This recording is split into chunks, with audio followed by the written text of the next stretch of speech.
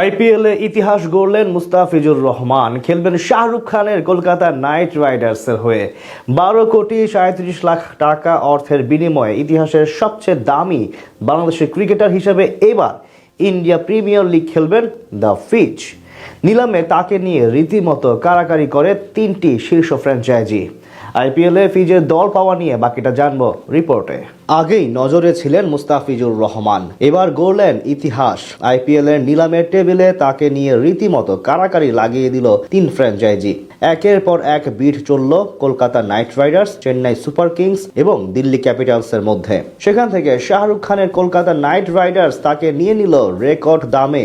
ইতিহাসের সবচেয়ে দামি বাংলাদেশি ক্রিকেটার হিসেবে এবার আইপিএলে খেলতে যাবেন কাটার মাস্টার। 2016 সালে সানরাইজার্স হায়দ্রাবাদ দিয়ে শুরু, এরপর একে একে 5টি শীর্ষ ফ্র্যাঞ্চাইজির হয়ে মাঠ মাতিয়েছেন টাইগার এই বামহাতি পেসার। সেই ধারাবাহিকতায় এবার নিলাম থেকে 9,20,00,000 রুপি বা 12,37,00,000 টাকায় ডাক পেলেন কেকেআরে, যা স্বপ্নেও হয়তো ভাবতে পারেনি কেউই।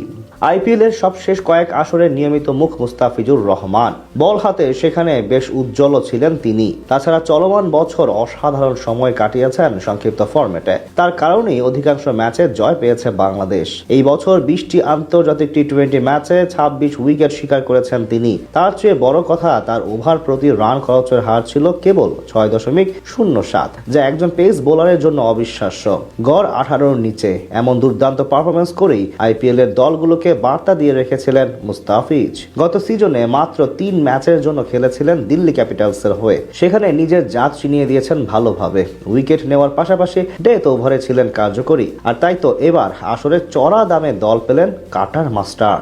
নিলামে আজ 101 নম্বর ক্রিকেটার হিসেবে নাম ওঠে মুস্তাফিজুর রহমানের। সেখানে মাত্র 2 সেকেন্ড পরই তার প্রতি আগ্রহ জানায় তার পুরনো ফ্র্যাঞ্চাইজি চেন্নাই সুপার কিংস। খানিক বাদে বিট জানায় তার গতবারের ফ্র্যাঞ্চাইজি দিল্লি ক্যাপিটালস। দুই দলই নিজেদের প্রাক্তন সদস্যকে পেতে বেশ কিছুটা সময় কারাকারি করে।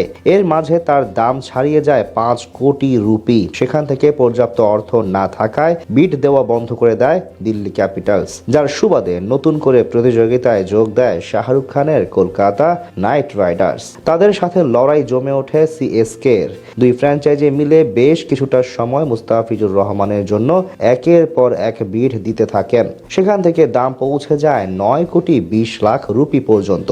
এরপর চেন্নাই অর্থের কথা বিবেচনা করে চুপ হয়ে গেলে তাকে পেয়ে যায় পশ্চিমবঙ্গের প্রতিনিধিরা। অর্থাৎ প্রায় 12,37,00,000 টাকার বিনিময়ে তিনি খেলবেন কেকেআরে। সাকিব আল হাসান, মাশরাফি বিন মর্তুজা এবং লিটন কুমার দাস। বাংলাদেশ ক্রিকেটের 3 প্রজন্মের 3 টি-20 অধিনায়কই খেলেছেন ওপার বাংলার ফ্র্যাঞ্চাইজি কলকাতা নাইট রাইডার্সের হয়ে। বরাবরই কথিত থাকে বাংলাদেশি ক্রিকেটারদের প্রতি বিশেষ সফট কর্নার আছে ফ্র্যাঞ্চাইজিটির। সেই তালিকায় এবার যুক্ত হলেন কাটার মাস্টার মুস্তাফিজুর রহমান।